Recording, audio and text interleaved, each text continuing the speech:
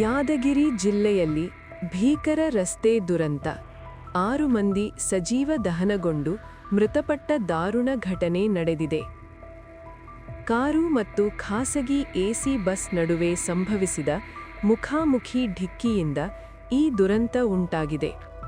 ಢಿಕ್ಕಿಯ ತೀವ್ರತೆಗೆ 2 ವಾಹನಗಳು ಬೆಂಕಿಗಾಹುತಿಯಾಗಿದ್ದು, ಕಾರಿನೊಳಗೆ ಸಿಲುಕಿದ್ದ ಪ್ರಯಾಣಿಕರು ಹೊರಬರಲು ಸಾಧ್ಯವಾಗದೆ ಜೀವಂತವಾಗಿಯೇ ಬೆಂಕಿಯಲ್ಲಿ ಕರಕಲಾಗಿದ್ದಾರೆ. ಮೃತದೇಹಗಳು ಸಂಪೂರ್ಣವಾಗಿ ಸುಟ್ಟು ಹೋಗಿರುವುದರಿಂದ ಗುರುತಿಸುವುದು ಕಷ್ಟಕರವಾಗಿದೆ.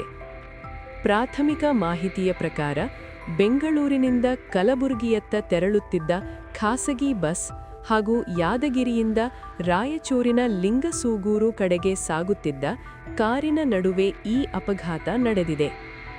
ಢಿಕ್ಕಿಯ ಪರಿಣಾಮವಾಗಿ ಕಾರಿನ ಬಾಗಿಲುಗಳು ಲಾಕ್ ಆಗಿ ತೆರೆಯದೆ ಪ್ರಯಾಣಿಕರು ಸಿಲುಕಿಕೊಂಡಿದ್ದಾರೆ ಎನ್ನಲಾಗಿದೆ. ಬಸ್ನಲ್ಲಿ ಪ್ರಯಾಣಿಸುತ್ತಿದ್ದ ಸುಮಾರು 40ಕ್ಕೂ ಹೆಚ್ಚು ಮಂದಿಯಲ್ಲಿ ಹಲವರಿಗೆ ಗಾಯಗಳಾಗಿದ್ದು, ಕೆಲವರ ಸ್ಥಿತಿ ಗಂಭೀರವಾಗಿದೆ. ಅಪಘಾತದ ನಂತರ ಬಸ್ನಲ್ಲಿಗೂ ಬೆಂಕಿ ವ್ಯಾಪಿಸಿಕೊಂಡು ಸ್ಥಳದಲ್ಲಿ ಆತಂಕದ ವಾತಾವರಣ ನಿರ್ಮಾಣವಾಯಿತು. ಘಟನೆ ತಿಳಿದು ಸ್ಥಳೀಯರು ತಕ್ಷಣ ರಕ್ಷಣಾ ಕಾರ್ಯಕ್ಕೆ ಮುಂದಾದರೂ ಕಾರು ಸಂಪೂರ್ಣವಾಗಿ ಬೆಂಕಿಗಾಹುತಿಯಾಗಿದ್ದರಿಂದ ಒಳಗಿದ್ದವರನ್ನು ರಕ್ಷಿಸಲು ಸಾಧ್ಯವಾಗಲಿಲ್ಲ. ಅಗ್ನಿಶಾಮಕ ದಳದ ಸಿಬ್ಬಂದಿ ಹರಸಾಹಸಪಟ್ಟು ಬೆಂಕಿ ನಂದಿಸಿದ ಬಳಿಕ ಮೃತದೇಹಗಳನ್ನು ಹೊರತೆಗೆದು ಗುರುತಿಸುವ ಕಾರ್ಯ ಆರಂಭಿಸಲಾಗಿದೆ. ಸುರಪುರ ಪೊಲೀಸರು ಸ್ಥಳಕ್ಕೆ ಭೇಟಿ ನೀಡಿ ಪರಿಶೀಲನೆ ನಡೆಸಿದ್ದು, ಪ್ರಕರಣ ದಾಖಲಿಸಿಕೊಂಡಿದ್ದಾರೆ. ಅಪಘಾತದ ನಿಖರ ಕಾರಣ ತಿಳಿದುಕೊಳ್ಳಲು ತನಿಖೆ ಮುಂದುವರೆದಿದೆ.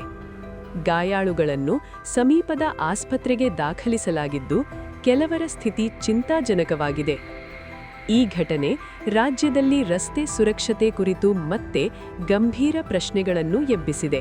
ಕರುನಾಡು ಟೈಮ್ಸ್ ಚಾನೆಲ್ನಲ್ಲಿ ಸುದ್ದಿ ಮತ್ತು ಜಾಹೀರಾತು ನೀಡಲು ಈ ನಂಬರ್ಗೆ ಕರೆ ಮಾಡಿ.